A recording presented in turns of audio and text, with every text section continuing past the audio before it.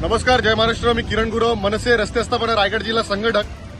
गेल्या 3 महिन्यापासून वडखळचा रस्ता जो आहे, वडखळहून अलिबागला जाणारा रस्ता, JSW क्रॉस केल्यानंतर जो एक दोन पदरी जो रस्ता लागतो, हा रस्त्याची अवस्था एकदम बिकट आहे. आपण मागील 2 महिन्यापासून PWDला विनंती करतो की हा रस्ता करून द्या. गणपती गेले, नवरात्री गेले, तर दिवाळी आली, तरी सुद्धा या रस्त्याचा रस्ता होता तसाच आहे. तुम्ही पाहू शकाल की माझ्या मागे एक BMW सारखी गाडी आहे, अतिशय महागातली गाडी आहे. आणि ही गाडी पर्यटन आता अलिबागच्या दिशेने चालले होते, तो इकडचा एक खड्डा वाचवण्यासाठी त्या माणसांनी थोडंसं क्रॉस केलं आणि लगेच लेफ्ट साईडला गाडी खाली रुतलेली आहे. त्याला जबाबदार कोण? इकडचे स्थानिक आमदार, जे दमदार आमदार स्वतःला समजतात. ही त्यांची गत आहे. आणि तुमचा जो विकास आहे ना, तो इथे दिसतोय, हा विकास आहे तुमचा अलिबागकरांचा. तुम्ही ज्यांना निवडून दिले त्यांच्यामुळे ही परिस्थिती सगळ्यांना सहन करावी लागते.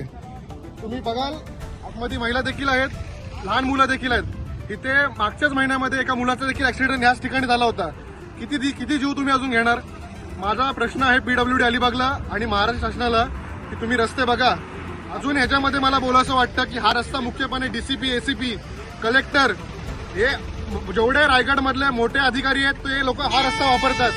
आणि ह्या रस्त्यावरून जाता येताना त्यांना हे खड्डे दिसत नाहीत. खूप लाजिरवाणी गोष्ट आहे. भ्रष्टाचार होतोय हे मात्र नक्की.